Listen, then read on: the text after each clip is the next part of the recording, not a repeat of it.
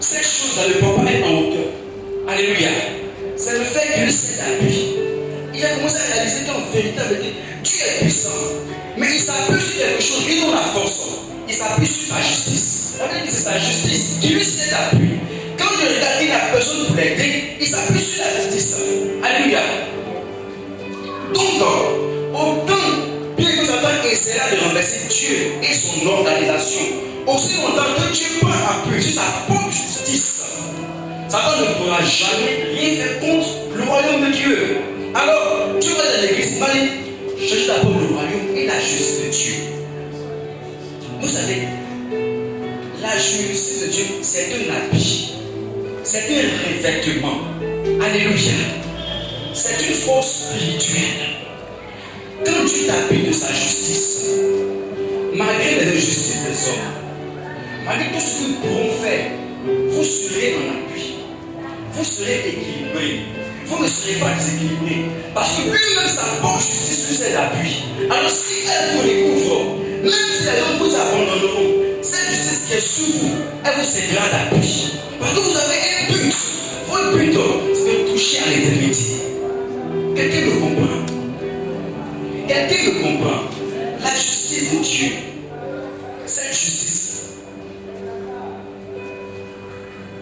Satan viendra vous tenter pour que vous péchiez. Mais quand vous pécherez et que vous aurez l'appétit sur la justice de Dieu, automatiquement cette justice vous rend juste. Même si vous avez des fois pratiqué le fétichisme, la sorcellerie, la corruption, les perversions, les péchés sexuels de toutes les formes, aussi longtemps que vous gardez vos regards sur la justice de Dieu, Satan ne peut pas vous condamner parce que sa justice vous rend clair. Elle vous rend pur, elle vous rend inébranlable. Voici l'action de la justice de Dieu. Et quand vous allez avoir cette arme-là, alors vous pouvez renverser tous les démons, tous ces entités spirituelles qui sont devant vous. Quand elles seront renversées, vous allez vous approcher d'un lieu de jardin. Et au milieu du jardin, vous allez voir l'arbre de vie. Amen. Vous allez voir la feuille. Et vous allez voir le fruit. Gloire à Jésus. Quand vous verrez la feuille, le fruit, prenez la feuille et puis mangez la feuille. Je vais vous l'expliquer. Dans Apôtre, pour la suite. Regardez les choses. La Bible dit, dans Apocalypse 22, au milieu de la place de la ville et sur les deux bords du fleuve, il y avait un arbre de vie. Vous voyez l'arbre de vie dont je vous parle, alléluia.